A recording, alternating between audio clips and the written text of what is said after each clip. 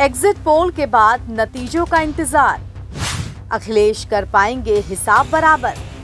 Kannauj Mainpuri seat पर टिकी सबकी निगाहें।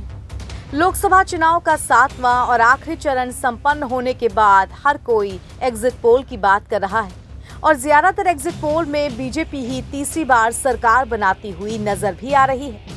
एग्जिट पोल आने के बाद अब सबकी निगाहें नतीजों पर टिकी हैं। मैनपुरी में सपा और बीजेपी प्रत्याशी के बीच कांटे का मुकाबला है। इसको लेकर चर्चाओं का बाजार भी गर्म है। दरअसल मैनपुरी सपा का गढ़ रही है। साल 1996 से लगातार यहां सपा ही जीत रही है। 2019 में सांसद बने मुलायम सिंह यादव का निधन होने के बाद 2022 में हुए उपचुनाव में डिम्पल यादव ने यहां से 2.5 लाख से अधिक वोटों से जीत हासिल की। इस बार डिम्पल यादव फिर से चुनावी मैदान में हैं, तो बीजेपी से प्रदेश सरकार के पर्यटन और संस्कृति मंत्री ठाकुर जयवीर सिंह मैदान में हैं। वैसे मैनपुरी में बसपा उम्मीदवार शिव प्रसाद यादव भी हैं, मगर सीधा मुकाबला सपा और बीजेपी के बीच ही है। इस कारण ये सीट चर्चा में है। मैनपुरी लोकसभा सीट जीतना अब तक बीजेपी के लिए सपना ही रहा है। यहाँ मोदी लहर में भी बीजेपी प्रत्याशी को हार का ही सामना करना पड़ा था। मैनपुरी सीट पर पूर्व सीएम अखिलेश यादव मुकाबले के लिए खुद प्रचार करने आए थे, तो बीजेपी की तरफ से गृह मंत्री अमित शाह और यूपी के सीएम योगी आदित्यनाथ भी प्रचार में पूरी ताकत झोंक गए थे।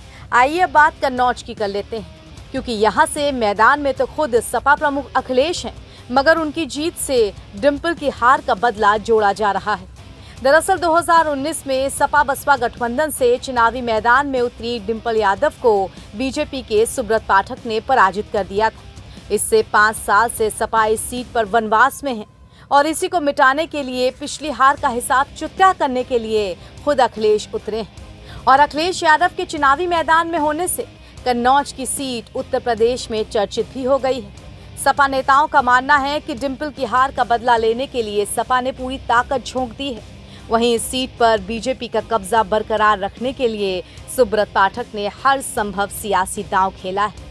दोनों प्रत्याशियों के बीच दिलचस्प लड़ाई है। अब देखना होगा कि आखिर ईवीएम खुलने पर जीत का ताज किसके सिर सजता है। कन्नौज सीट के इतिहास की बात करें तो साल 1998 से 2014 तक यहां पर सपा का कब्जा रहा। साल 2000 के उपचुनाव में अखिलेश यादव पहली बार यहां से सांसद बने। इसके बाद लगातार 2009 तक अखिलेश यादव तीसरी बार सांसद बने।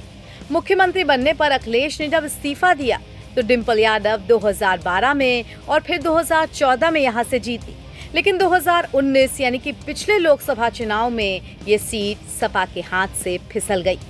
यूं तो अखिलेश ने एन समय पर कन्नौज से लड़ना तय किया, मगर फिर भी एग्जिट पोल में वही भारी पड़ते दिख रहे हैं। अब नतीजे ही बताएंगे कि कौन किस सीट पर जीतेगा, लेकिन अगर अखिलेश और डिम्पल की जोड़ी कन्नौज और मैनपुरी दोनों सीटें निकाल ले गई तो समाजवादी पार्टी के कार्यकर्ताओं का मनोबल जरूर बढ़ेगा। एनबीटी ऑनलाइन की रिपोर्ट।